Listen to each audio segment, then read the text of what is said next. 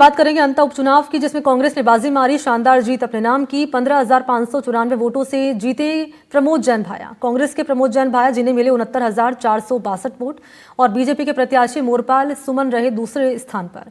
BJP के मोरपाल सुमन को 53,868 vote मिले और निर्दलीय प्रत्याशी नरेश मीणा जो कि तीसरे स्थान पर रहे, उन्हें मिले 53,740 वोट। तो अंता विधायक प्रमोद जैन भाया ने जीत हासिल की यहाँ, और तस्वीरें भी आपके सामने हम जश्न की रख रहे हैं।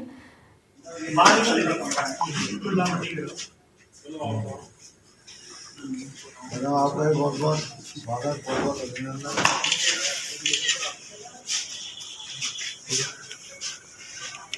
और ये विक्ट्री साइन दिखाते हुए भाया नजर आ रहे हैं, मुस्कुराता हुआ चेहरा उनका।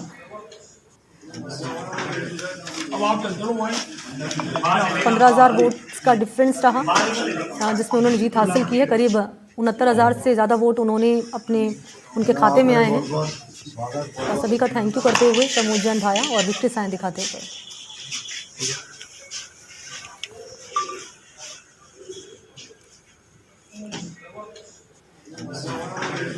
अब आप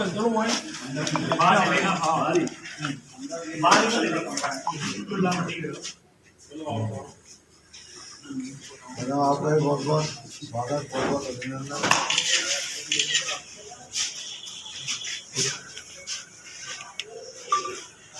तो अपनी जीत के बाद ये विक्ट्री साइन दिखाते हुए मुस्कुराते हुए प्रमोद जैन भाया नजर आए और सभी का इन्होंने थैंक यू भी किया इस जीत के बाद।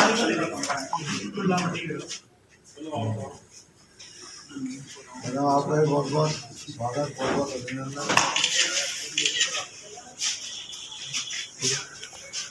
तो बीजेपी की हार की वजह क्या बनी है? नरेश मीणा ने वोट यहां पर काटा।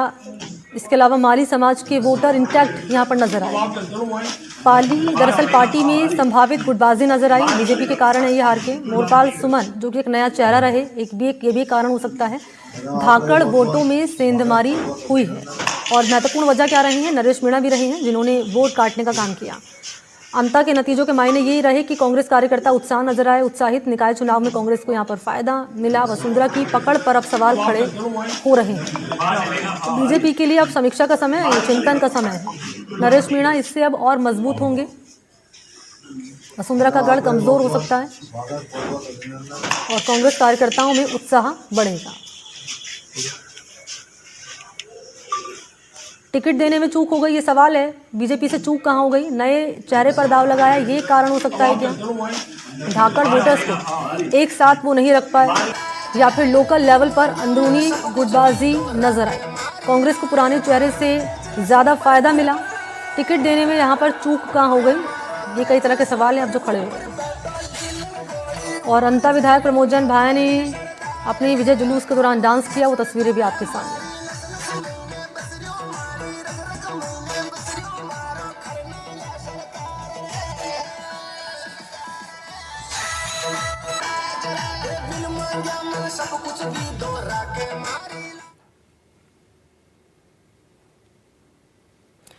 तो एक तरफ जहां भाया यहां खुश नजर आए, तो वहीं हार के बाद निर्दलीय प्रत्याशी नरेश मीणा भावुक नजर आए। इतना ही नहीं, हार के बाद वो अपने हाथों में बांधा कलावा भी खोलते नजर आए। हार का दर्द उनके चेहरे पर साफ तौर पर नजर आ रहा था।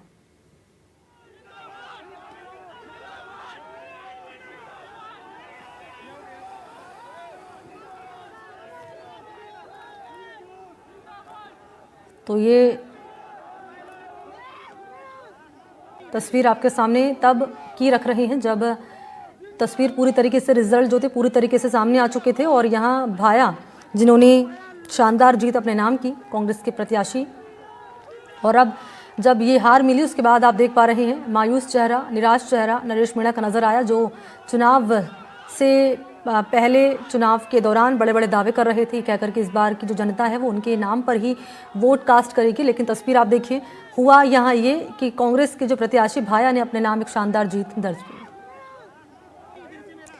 और हमारे सहयोगी हैं दो इस वक्त मौजूद इसी पर। ब्रजेश परेता हैं 12 से हमारे साथ, और इसके अलावा जयपुर से विश्वास हमारे साथ जुड़ चुके हैं। पहले मैं ब्रजेश आपके पास ही आ रही हूँ, क्योंकि 12 की अंता सीट और इस सीट पर कांग्रेस के प्रत्याशी ने जो जीत दर्ज की है ये अविश्वसनीय है, क्योंकि जो लगातार अनुमान जताया जा रहा था वो ये जताया जा रहा था कि नरेश मीणा जो कि एक यहाँ पर एक चुनौती साबित हो सकते हैं, और बल्कि हुए भी वो चुनौती कहीं ना कहीं दोनों ही पार्टियों के नेताओं के लिए, प्रत्याशियों के लिए। लेकिन कांग्रेस की इस जीत के मायने अब क्या निकाले जाएं?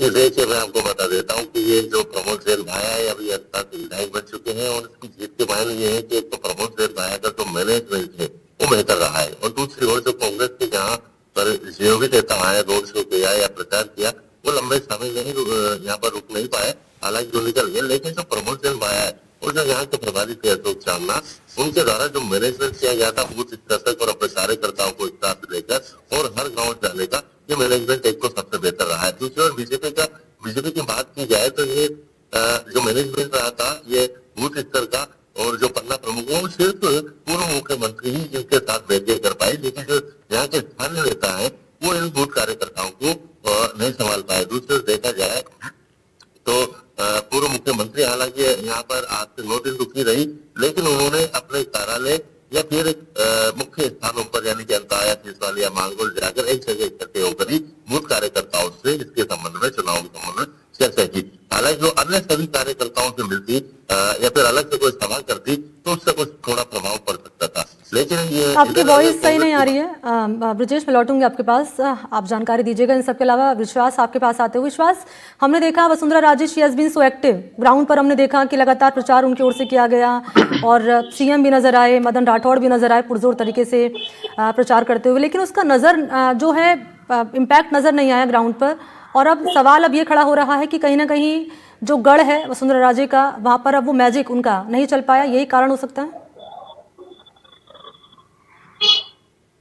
जी बिल्कुल, देखिए वसुंधरा राजे ने लगातार वहां पर रोड शो किए, साथ में मुख्यमंत्री भजनलाल शर्मा भी वहां पर मौजूद रहे। उसके बावजूद जो भारतीय जनता पार्टी को अंत उपचुनाव में इस तरीके के जो अपेक्षित परिणाम थे वो नहीं मिल पाए। उसके बाद में लगातार सवाल जरूर खड़े हो रहे हैं, क्योंकि कहीं ना कहीं देखिए जब टिकट बंटवारे की बात चल रही थी उस वक्त लगातार असमंजस की स्थिति बनी हुई थी। टिकट बंटवारे को लेकर के टिकट का जो आवंटन हुआ उसमें काफी समय लगाया गया दोनों ही भारतीय जनता पार्टी की तरफ से। उसके बाद में इस बात के कयास लगाए जा रहे थे कि कहीं ना कहीं भारतीय जनता पार्टी में अंदरूनी कोई कलह है या टिकट को लेकर के कोई ऐसा विवाद है जिसकी वजह से इतना समय लग रहा है। उसके बाद में मोरपाल सुमन का टिकट आता है, लेकिन इसके बावजूद कई ऐसे फैक्टर्स देखने को मिले कि अब वो जीत नहीं पाए। जैसे कि आप समझिए कि 2 बड़े मंत्री हीरालाल नागर और उसके अलावा मदन दिलावर वो हाड़ौती क्षेत्र से ही आते हैं, हाड़ौती के बड़े नेता हैं, दिग्गज नेता माने जाते हैं, लेकिन उसके बावजूद चुनाव प्रचार से उन्होंने दूरी बनाए रखी। चुनाव प्रचार जो है वो पूर्व मुख्यमंत्री वसुंधरा राजे के इर्द गिर्द ही घूमता रहा। उसके अलावा संगठन के ओर से मुख्यमंत्री भजनलाल शर्मा ने रैलियां जरूर की, लेकिन उसके बावजूद इस तरीके का कोई और बड़ा नेता या और कोई संगठन की जो मशीनरी है वो पूरी तरीके से नजर नहीं आई। पूरा चुनाव जो था वसुंधरा राजे के इर्द गिर्द घूमा, और उसके बाद में अब जब जीत हासिल नहीं हुई है तो कहीं ना कहीं ये देखने को मिल रहा है कि वसुंधरा राजे का जो हाड़ौती में प्रभाव है वो शायद कहीं ना कहीं खत्म हुआ है। उसके साथ ही ये जो चुनाव है इसको लिटमस पेपर की तरह देखा जा रहा है सरकार के 2 साल के कार्यकाल के लिए, जिसमें अब ये जो हार हुई है इसको देखा जा रहा है कि सरकार को भी अपना आत्मनिरीक्षण करने की, अपना रेवोल्यूशन करने की जो है वो जरूरत है, और उसके बाद में देखना होगा कि किस तरीके से सरकार जो है इस पे मंथन करती है। वहीं भाजपा के जो प्रदेशाध्यक्ष है वो कह चुके हैं कि सभी की जिम्मेदारी है हार की, और सबसे बड़ी जिम्मेदारी मेरी है। लेकिन पूर्व मुख्यमंत्री वसुंधरा राजे के इर्द गिर्द ये पूरा चुनाव घूमा। ये भी माना जा रहा था कि मोरपाल सुमन का जो टिकट है वो उन्हीं के कहने पर लाया गया, उन्हीं के कहने पर हुआ।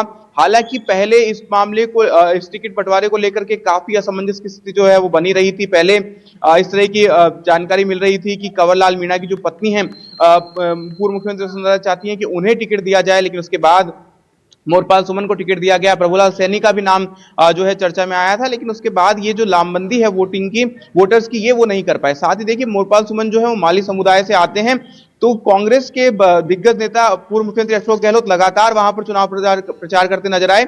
ये कहीं ना कहीं देखिए भाजपा की हार है, लेकिन कांग्रेस की जीत को भी इसमें हमें देखना होगा, क्योंकि कांग्रेस जो कि जहां पे माना जाता है कि वहां पे गुटबाजी बहुत होती है, कांग्रेस एक ऐसी पार्टी जो राजस्थान में गुटबाजी के चलते जिन्होंने कई ऐसी अहम चीजें खोई हैं, कई बड़े जो चुनाव हैं उनमें मतलब उन्हें हार का सामना करना पड़ा या कई खामियां नजर आई, लेकिन कांग्रेस इस पूरे चुनाव में एकजुट नजर आई। आप देखिए कि टीकाराम जूली जो है नेता प्रतिपक्ष, वो लगातार वहां पर डेरा डाले बैठे हुए थे। उन्होंने दलित वोटर्स को लामबंद किया कांग्रेस के प्रति। उसके अलावा गोविंद सिंह डोटासरा वहां पर चुनाव प्रचार करने आए। उसके अलावा पूर्व मुख्यमंत्री अशोक गहलोत ने भी जो माली समुदाय के वोट थे उनको एक मिलाकर ये कांग्रेस के विश्वास लिए की कहीं ना कहीं जो ग्रुपिज्म है वो इंटरनली हमें नजर आया। इसके अलावा जो एक इन्फ्लुएंस था वसुंधरा राजे का वो कहीं ना कहीं कम यहाँ पर नजर आया। इसी के चलते ये कह सकते हैं कि कांग्रेस प्रत्याशी यहाँ पर शानदार वोटों के साथ यहाँ पर जीत दर्ज कराने में कामयाब रहे। शुक्रिया आपका विश्वास तमाम डिटेल्स के लिए, और इसके अलावा ब्रिजेश आपका भी धन्यवाद। तो अंततः उपचुनाव में कांग्रेस ने जीत दर्ज की, लेकिन चर्चा जीत से ज्यादा बीजेपी की मिली हार की है। ऐसे वक्त में जब पूरे प्रदेश में बीजेपी सत्ता में है, सीएम का दौरा, बड़े नेताओं का रोड शो, उसके बावजूद सीट हाथ से निकल जाना, आखिर चूक कहां हुई? एक रिपोर्ट आपके सामने।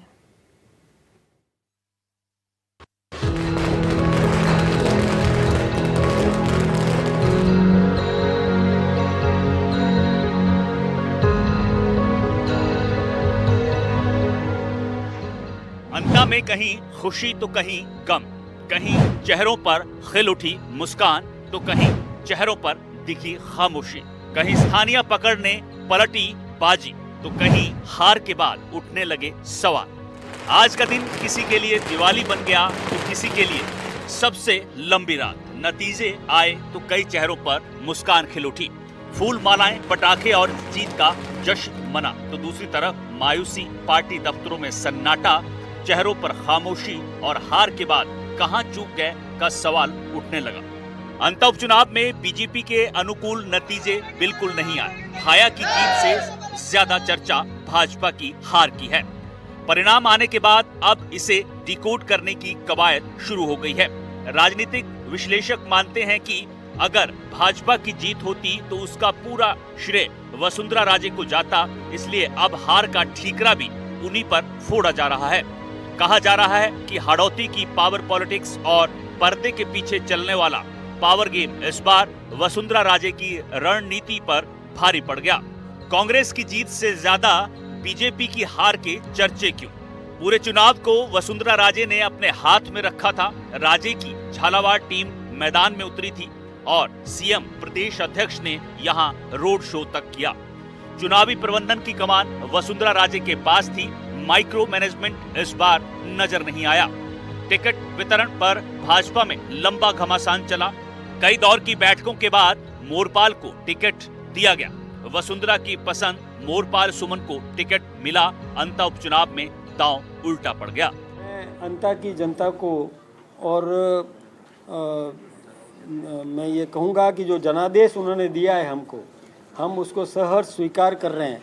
हमसे कई त्रुटि हुई होगी, हम उस त्रुटि का पूरा समीक्षा भी करेंगे कि कहाँ पर हमसे भूल हुई, हमारे संगठन में कहाँ कमी रह गई।